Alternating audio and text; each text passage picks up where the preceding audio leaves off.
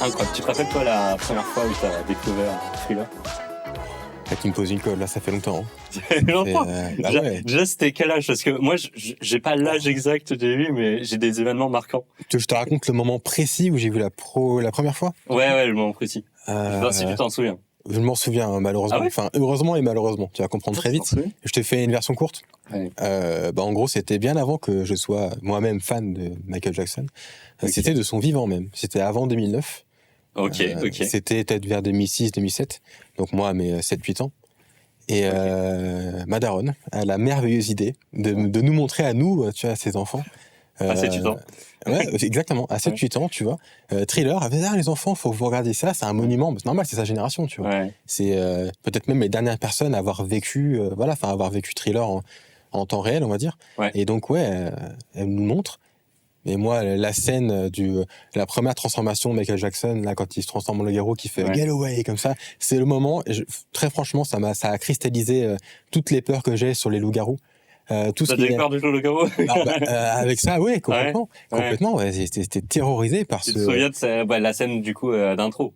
Dans le métafilm au début. Et c'est la première fois que je voyais Michael Jackson performer dans un clip. Et donc, Thriller, c'est le premier. Alors, dont je me souviens, peut-être que j'en ai vu avant, j'en ai plus conscience, mais c'est le premier clip que j'ai vu, c'est Thriller. Mais toi, tu connaissais avant Michael, ou c'était vraiment, t'es arrivé par ça et après... Dans la culture populaire, oui, je pense que j'ai déjà vu dans des tops, par exemple, dans les news qu'il y avait de son vivant, oui, par rapport à This Is It, par rapport à plein de choses, je pense que oui, je le connaissais. Okay. Mais je l'avais comme un artiste, comme n'importe quel artiste de son temps, quoi, c'est tout. Mais pas plus que ça, pas plus d'informations que ça. Ouais. Mais toi, t'es rentré direct. Mais toi, du coup, alors, la fois où tu l'as découvert? Écoute, je me rappelle pas de la fois où j'ai découvert, parce que moi, j'ai l'impression que je connais depuis que je suis né. Que j'ai pas de référence. Mais par contre, j'ai une anecdote de fou, c'est par contre, je me rappelle très très bien de la première fois où ma petite sœur, qui a 2 ans moins que moi, a découvert Thriller. Et ça, je le rappelle très bien, parce qu'en gros, moi, je devais avoir 9 ou 10 ans. Presque pareil, tu vois. Mais j'avais déjà vu Thriller, parce que ma petite sœur l'avait pas vu, et j'étais avec des amis, c'était Halloween. Littéralement Halloween, tu vois. L'ambiance si prête. Et on était que des enfants, tu vois, dans la rue, en pleine nuit. Et là, il y a une amie à moi qui nous dit c'est vraiment Halloween, on va chercher le bonbon, etc. Et elle fait on parle de Thriller, je ne sais plus pourquoi. Et on se met tous à regarder sur un téléphone, je me rappelle très bien, un téléphone, on commence à dire on va regarder Thriller. Et il y avait ma petite sœur qui devait avoir du coup 7 ans. Et en fait elle dit mais attends, mais t'es sûr que ta petite sœur elle peut regarder? Et moi, un peu inconscient que j'étais, moi j'étais déjà fan de Michael, et du coup je dis mais oui, bien sûr elle peut. Bien sûr. Qu'est-ce qui pourrait mal se passer? Mais c'était une scène exceptionnelle, genre on était tous en petit cercle comme ça dans la rue en pleine nuit, et on a eu l'impression de faire une chose interdite. Moi ça m'a marqué parce que c'était aussi une manière c'était la liberté absolue de pouvoir voir Michael Jackson, alors que c'était un peu de l'horreur finalement, mais de pouvoir découvrir de la pure musique comme ça. Et ma sœur, à ce que je sache, elle n'a pas été traumatisée, elle m'en a jamais parlé. Donc je me suis dit, elle a juste comme ça. Ensuite, on a partagé toute notre passion pour Michael. On regardait les clips en boucle. On avait, tu sais, la cassette de tous les clips, on la regardait. Moi aussi, j'ai une pari pour toi. Bien sûr. Mais c'était un téléphone, du coup, j'imagine que c'était pas le téléphone d'aujourd'hui, c'était un quoi? BlackBerry, c'était quoi? Ouais, non, c'était à l'ancienne. Ça devait être dans les années 2010. Donc, Ah oui, 2000. Ok, d'accord. Ouais, dans les années... moi, je suis plus jeune que toi. C'est à 99, c'est pour ça. Dans les années 2010, je sais plus quelle c'est aucune idée. Justement, tu vois, c'est super intéressant parce que, tu vois, on est, nos parents, c'est les dernières personnes qui ont naturellement pu découvrir Thriller en live, si je peux dire. Donc en France, nous c'était avec Drucker qui présentait, je crois. Oui, qui présentait déjà à l'époque, et ça me fait trop rire parce que Drucker, c'est là. Déjà là, et ce mec était déjà là à l'époque. Il sera encore là après notre mort. Voilà, c'est exactement ça. Tu vois, ce qui est fascinant, c'est qu'ils ont connu ça, et nos parents, ils ont, comme ma mère, je t'avais raconté, nous a transmis par volonté de transmettre sa passion, sa culture, sa génération. Il a transmis ce regard-là, mais ce qu'il faut quand même s'intéresser un peu à ça, c'est-à-dire que les générations suivantes, donc admettons, c'est maintenant les enfants, nos enfants. On dit souvent, il y a beaucoup de personnes qui disent sur Internet que Michael Jackson a des fans qui ne sont pas encore nés. Donc là, pour mesurer à peu près sa légende, c'est vrai. Mais c'est super intéressant, surtout à l'aube où aujourd'hui, il va y avoir le fameux biopic Oui. Voilà. Le biopic sur Michael Jackson. Putain, le biopic. Qui sortira en avril 2026. C'est ça. L'acteur, c'est Jafar Jackson. C'est son neveu, Jafar Jackson, qui interprète le rôle de son oncle, du coup. Et c'est réalisé par Antoine Fuqua. Alors, c'est un peu... Moi, à l'annonce de ça, j'ai pas été... Les Equalizers, certains films comme ça. Grossièrement, c'est une sorte de yes man. C'est un peu, comment dire, c'est pas moi qui est méchant avec ça. C'est même lui, il se présente un peu comme ça, quoi. Donc, c'est un mec il a des films de commande, il les fait. Moi, j'aurais préféré un Spike Lee, par exemple, tu vois. Pour un film sur Michael Jackson, d'autant qu'il a travaillé avec lui pour The Donkey Barbados, c'est qui a quand même réalisé les clips. De toute façon, Michael, il a travaillé avec Spielberg, Scorsese. Tout à fait, carrément. Exactement. Pour Thriller, tout simplement. Mais non, c'est vrai, toi, t'es mitigé par rapport au clip, au film, tu te dis, le biopic, ça va. Le problème, c'est qu'en fait, tu vois, c'est ça qui me questionnait par rapport à la transmission de la légende, surtout de Thriller, entre autres, c'est que dans le... Bon, t'as pas vu peut-être la bande-annonce. Je veux pas voir, moi. Moi, j'ai vu, je me suis sacrifié, je l'ai vu, la bande-annonce. Mais dans la bande-annonce, je te spoil une seconde. Vas-y. Il y a, à un moment donné, Jafar Jackson qui est sous les traits de son oncle dans ce clip-là. Et il interprète la danse des zombies, donc il a le maquillage, voilà. Donc dans le biopic, il va vraiment y avoir un passage sur le thriller. En fait, ils ont refait en fait le clip comme si c'était à l'époque, quoi, avec le maquillage de Rick Baker, là, qui était intervenu sur le clip original. Donc là, ils ont singé un peu tout ça. Et justement, moi, ça m'a questionné. Je me suis dit, attends, nous on a vu, alors par la transmission de nos parents, le vrai clip, mais eux, les enfants un peu des années 2010, ils vont voir ça. Le faux clip retransmis dans le... C'est pas qu'ils vont croire que c'est l'original, mais juste ils vont se dire, ah, celui-là, du coup, ça devait ressembler à ça. Alors que, j'ai pas encore vu le film, je critique pas encore, mais honnêtement, pour moi, ça n'aura jamais la même gueule que le clip original, tu vois. Il y a quand même toute une légende. Même tout ce que ça a engendré, l'héritage culturel que ça a eu, ça n'a rien à voir. Alors que le film, il va essayer pour moi de singer, c'est le mot juste, ça va singer ce qu'a été Thriller. Je suis d'accord. Je suis d'accord, mais de toute façon, en fait, c'est ça, c'est que ça a marqué dans l'histoire, mais même pas que l'histoire musicale, l'histoire de la production. Moi, une des anecdotes que j'adorais, c'était par rapport au MTV. À la chaîne sur laquelle c'était diffusé, c'était que, en fait, Michael, il a quand même changé la dynamique de production des clips vidéo de manière générale, où avant sur MTV, qui est quand même la chaîne très connue, où on a toujours diffusé. Qui va s'arrêter d'ailleurs, ou qui s'est arrêté. Ah, ça, j'avais pas. Elle est morte cette année, ou elle va mourir cette année, enfin l'année prochaine, il me semble. En tout cas, ça fait quelques années qu'on malheureusement on n'entend plus parler. Mais à l'époque, MTV c'était déjà énorme. Et en fait, Thriller a fait de MTV la référence qui est incontournable et qui restera dans l'histoire comme la référence incontournable d'équipe. Et en fait, ça, c'est quand même Michael qui a permis de faire exploser comme ça. De mettre en avant aussi beaucoup d'artistes afro-américains. Et oui, parce que avant 1982, il y avait aucun artiste noir encore sur la chaîne. Tout à fait. Et genre, Michael, il est arrivé et il y a eu une pression qui s'est mise en disant, il faut diffuser Billie Jean, il faut diffuser Beat It, il faut diffuser Thriller après. Et au-delà de ça, au-delà de MTV et du record, c'est un record genre. Tu te rappelles ou pas? Je crois que c'est 900 000 dollars. En gros, c'est 3 fois plus. Un truc comme ça. Genre 3 fois plus que un clip moyen. Le prix du clip, un clip moyen pour les plus gros artistes à l'époque. Tout à fait. Pour Michael, et en fait, il a lancé ça. Et ça, c'est la passion pour le cinéma. C'est la passion qu'il avait, Michael, pour le cinéma, qui disait, en fait, le clip vidéo, c'est pas juste des choses qu'il trouvait même lui. Il le dit dans les interviews, genre un peu morne. Il était en mode, putain, ça fait trop de voir la chorégraphie. Mais il était en mode, mais non, il faut des costumes. Tu vois, les costumes, le maquillage, tout ça, il a trouvé parce qu'il adorait le cinéma. Ouais, tout à fait. Bah oui, en fait, c'est Michael Jackson, quand on regarde son... Depuis le début, on parle de clip, mais en vérité, on devrait dire vidéoclip. Parce que c'est le terme qui a été démocratisé à partir justement de ce vidéoclip-là, de ce vidéoclip qui devait être un clip à la base. Parce que avant Thriller, c'était toujours des manières d'imager, les chansons, les tubes, mais ça n'avait pas vraiment l'intérêt d'être une fiction, d'être quelque chose C'était plus un support. Oui, voilà, c'est ça. C'est pas là, c'est totalement des fictions. C'est ça. Et Michael Jackson, en fait, il est, j'aime bien dire que c'est un acteur d'une culture de convergence, parce que c'est quelqu'un en fait qui a réussi à relier deux industries, c'est-à-dire l'industrie de la musique et l'industrie du cinéma, en un seul. Quand on regarde que Thriller, c'est un vidéoclip, donc c'est un film en fait. C'est même le clip, il y a une sorte d'aveu là-dedans de vouloir faire autre chose que d'un simple support, parce que le personnage de Michael Jackson qui s'interprète lui-même regarde son propre clip et à la fin, il y a une sorte c'est du méta, c'est-à-dire qu'en gros, t'as l'impression qu'il y a un héritage culturel et puis, qui est fou pour arriver à faire mélanger comme ça le cinéma et la musique. Ouais, et puis de toute façon, il y a comme c'est très assumé dans le clip. Ouais. Comme tu vois, je viens de le préciser, en fait, il y a aussi évidemment une volonté de mettre beaucoup de budget dans l'horreur.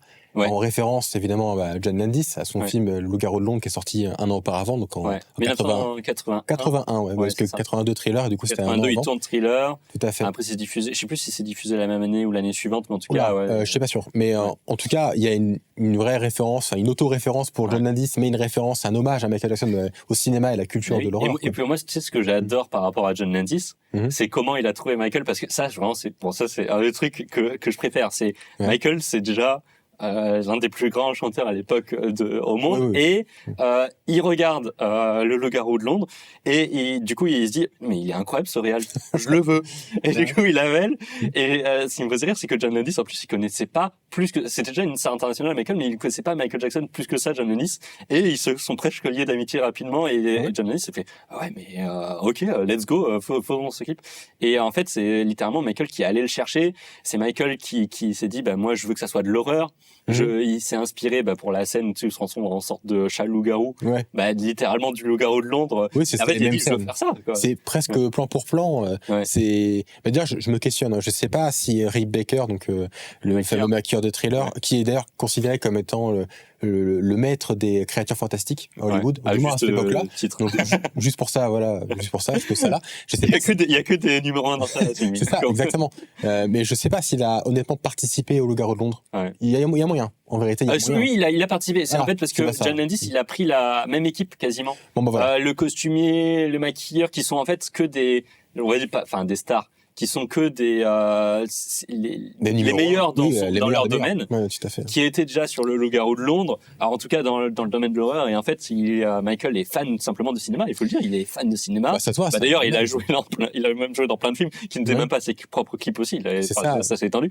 Et là il s'est dit en fait je vais prendre les meilleurs.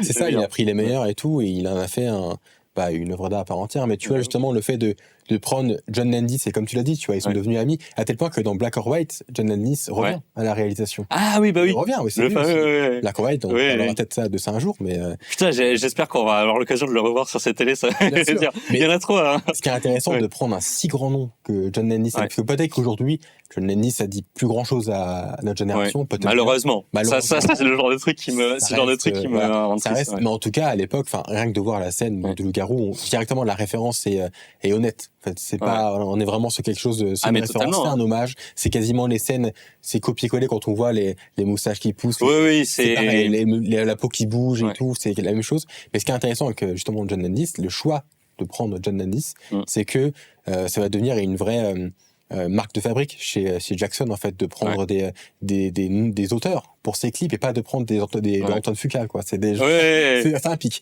Ne serait-ce que Scorsese, pour Bad, Martin Scorsese, David Fincher pour Who Is It, qui pour moi, sous-côté, honnêtement, parce que personne ne sait que c'est David Fincher. Et pourtant, il est très bien. Mais il y en a tellement, qui sait que Bad, c'est Scorsese, tu vois, parce que nous, on le sait parce qu'on a vu 150 000 fois, mais... Mais ouais, du coup, en fait, il a vraiment cette position il va, bien sûr, à force d'avoir gagné des récompenses, sortir ses tubes, il va augmenter sa notoriété. Et c'est peut-être même, alors j'ai pas la source exacte, mais c'est peut-être même les auteurs qui demandent presque de tourner ses clips, tu vois. C'est ça. Je veux dire, c'est l'honneur absolu, je veux dire. Et donc aujourd'hui, justement, l'héritage que ça donne, parce qu'on parle de vidéoclips. Parce que, en fait, aujourd'hui, ce qui est intéressant, c'est que nous, on en parle comme c'est la première fois en soi, mais aujourd'hui, c'est commun.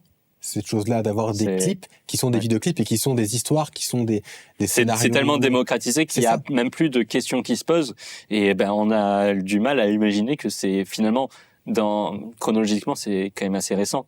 Parce que 82, de 82 à 84, c'est récent tout ça, tout à fait. D'avoir cette référence, et maintenant c'est incontournable.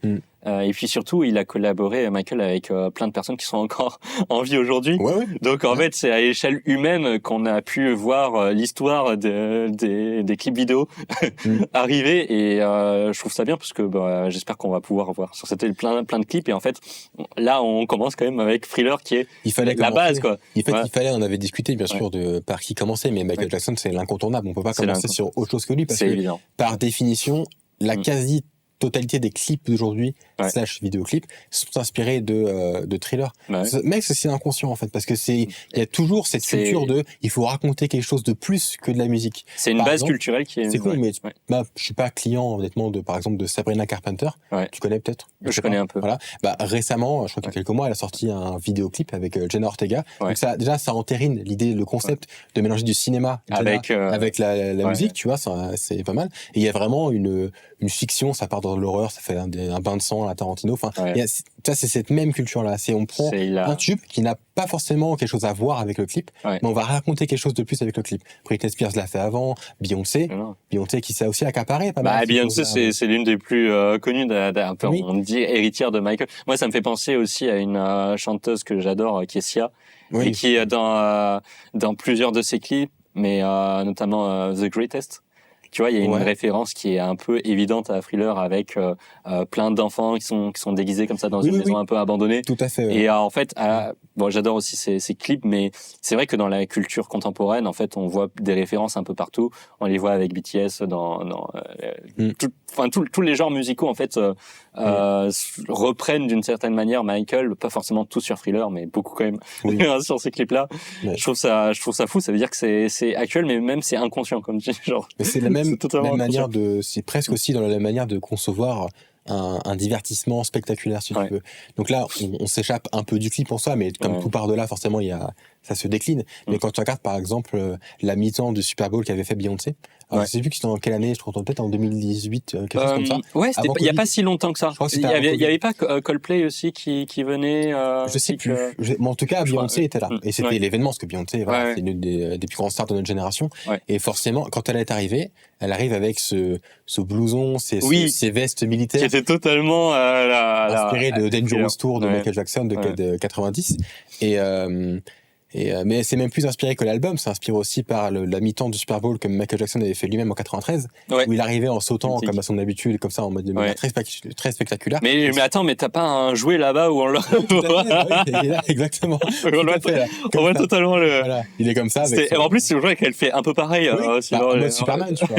Mais dans cette mi-temps-là, ce qui est génial, c'est que Michael Jackson joue beaucoup avec les caméras. Il y a encore eu ce truc, même si c'est pas un vidéoclip, voilà. Mais c'est quand même une volonté de manier l'art du cinéma avec la performance, parce que dans le Super Bowl, il y a un côté un peu, ça pourrait prêter un peu à sourire aujourd'hui, mais il y avait des énormes écrans autour du stade, comme des miradors, tu vois, il y a des écrans, et ils s'amusaient à se dupliquer avec plusieurs performances sautant dessus. J'ai toujours adoré ça. Mais c'est génial. Et ça a été repris plein de fois, Beyoncé reprend ça. Et il y a toute cette culture-là. Et comme tu disais, c'est pas que Thriller maintenant, même sur les réseaux sociaux, en fait. Michael Jackson, il a une place à part entière. Moi, j'étais choqué la dernière fois. Michael Jackson, il est presque plus vivant que son vivant maintenant. Parce que vraiment, t'as l'impression qu'il n'est pas mort, qu'il n'est jamais mort.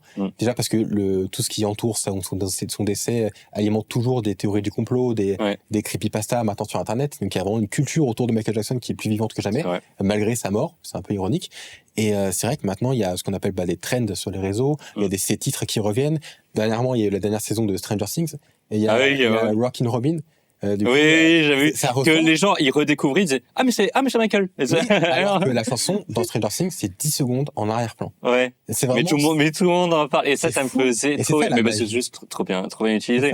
Mais j'avais vu qu'il y avait parce que tu parlais de TikTok, je crois qu'il y avait plus de 100 millions genre de shorts qui ont été faits sur TikTok uniquement sur Thriller. Enfin, des reprises des danses de Thriller. Et je suis en mode, en fait, je veux dire, c'est TikTok, c'est milieu, fin 2010 et en fait, genre, il y a plus de 100 millions. À l'occasion d'Halloween, c'est ça, ils ont fait des performances à Los Angeles, il me semble qu'ils font ça chaque année. Ils font ça chaque année à Los Angeles. Le record du monde, je crois qu'il est à Mexico. Je sais plus quelle année, mais c'est dans les années 2010 où en gros c'est la performance avec le plus de gens qui dansent simultanément sur une musique. C'est quelle musique? C'est Thriller. Mais même parce qu'on parle de Thriller, moi ça me fait trop rire. C'est quand même c'est l'album le plus vendu de tous les temps, mais c'est aussi l'album le plus vendu de tous les temps en grande partie grâce au clip. Alors bon, parce qu'on peut pas refaire l'histoire. On sait pas s'il y avait pas eu le clip, est-ce que ça aurait quand même été l'album le plus vendu de tous les temps. C'est possible. Bon, ouais. Mais en fait, c'est que c'est devenu déjà l'album qui était parti pour devenir le plus vendu de tous les temps, pour devenir en fait écraser la concurrence littéralement, à tel point que ça pourra plus jamais être fait. C'est ça. Dans l'histoire, on pourra plus jamais faire pareil parce que c'est l'alignement des étoiles absolues. Oui, c'est ça. Puis avec les ventes. C'est le goût du risque parce que à la base, faut quand même le dire. Je crois que c'est CBS Corporation, je crois les producteurs. Non, c'est Sky. Alors je crois que c'est Skydance, si je me dis pas de bêtises, et MTV. Qui mine de rien, MTV qui boudait Michael et qui finalement produit. Oui, justement, en fait, à la base, Michael Jackson, après son album Thriller qui était sorti quelques mois auparavant, lui, il s'était dit, tiens, je vais faire un clip sur Thriller. Alors que les gars, ils disaient, mais il n'y a pas besoin, c'est déjà un succès ton album. Tout le monde disait ça. Et même Joaquin Quincy, Quincy Jones, il disait pareil. Pourquoi tu veux t'embêter à faire ça? Et Michael Jackson, il va quand même mettre de sa poche de l'argent pour faire ce clip-là. Qui justement, quand on commence, de notre point de vue, c'est assez ahurissant d'entendre ça, mais ça paraissait pas du tout nécessaire de le faire. Alors qu'aujourd'hui, c'est l'indémodable. Maintenant, tu peux pas détacher le clip de Thriller. C'est évident. C'est impossible. C'est typiquement le truc des artistes visionnaires, mais à un point inimaginable. C'est-à-dire qu'en fait, ça arrive une fois tous les 100 ou 200 ans qu'il y a un artiste qui arrive à avoir une vision comme ça en disant non mais en fait vous avez rien compris, parce que même une autre chose, bon là c'est plus par rapport à l'album, c'est qu'en gros l'équipe se moquait de Michael en disant bon Michael, on a déjà 4 hits. Je sais plus, c'était 4 ou 5 hits. Ça va là, on est bon, t'as plus besoin de... Et Michael qui leur fait ah non, si jamais il y a pas d'autres hits, moi je suis hyper énervé, ça va pas le faire en fait. Et en fait, ils ont ri. Parce que, mais en fait, ça n'a aucun sens. C'était le seul artiste qui faisait 4 hits internationaux comme ça. Et en fait, Michael, il fait ah ben non, mais moi je serais pas satisfait. je veux que des hits dans Thriller. Et puis je veux le clip et tout. Enfin, de toute façon, on va pas parler de tous les titres de Thriller parce que, de l'album parce que c'est infini. Là, on se concentre que sur celui-là, mais en vrai, c'est que des anecdotes. On pourrait en parler 150 ans. D'ailleurs, je sais pas depuis combien de temps.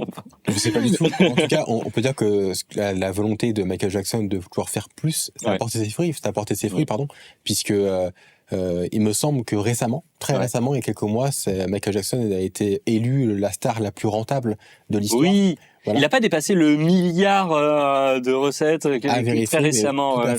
J'avais eu ça, le milliard. Il me semble qu'on est quand même entre 63 et 100 millions d'albums vendus, Thriller, en tout cas. Donc on est en général, c'est à peu près 66 qui est dit, mais en fait, c'est ça, entre 60 et 65 et 100 millions. Voilà. Donc en fait, la volonté de faire le clip d'entourer, comme tu disais tout à l'heure, on peut pas refaire l'histoire. Mais on va pas se mentir, je pense que sans ce clip-là, il y aurait quelque chose de moins, en fait. Ouais, c'est ça, ça serait pas devenu le mythe incontournable, indétrônable, c'est ça que je voulais dire. Ouais. Après, on peut pas brasser de l'air sans Thriller. C'était aussi la raison pour laquelle on a commencé aussi par Thriller, c'est que beaucoup de gens, c'est très documenté. C'est un clip qui est très documenté. On essaie d'apporter notre petite touche, quoi. Mais en fait, après, c'est juste un plaisir d'en parler. En fait, on fait ça par pur plaisir déjà. On est tous les deux fans. C'est compris. On commence comme ça, évidemment. Mais de toute façon, en fait, c'est tellement infini que effectivement, c'est documenté, mais on a toujours des choses à dire, et puis on a toujours... Et on redécouvre, parce que là, on a regardé le clip tout à l'heure, moi je redécouvrais des choses. À chaque fois, chaque visionnage. Je sais pas combien de fois je l'ai vu, je peux compter, mais à chaque visionnage. Je viens à peine de remarquer, pour te dire, c'est très bête, que le film était tourné en 4 tiers. Dans ma tête, je sais pas pourquoi c'était en 2.35, parce que c'est tellement immersif. Je me disais c'est en 2.35, non, c'est en 4 tiers. C'est logique pourtant. C'est MTV, hein. Je sais pas pourquoi, je pensais à ça, mais il y a plein de trucs, plein de détails en fait que tu découvres, des références, des hommages. Ouais, découvre. Puis les âges à lesquels tu regardes. Enfin, bref, c'est. Tout à fait. C'est infini. Come on, I'll take you home.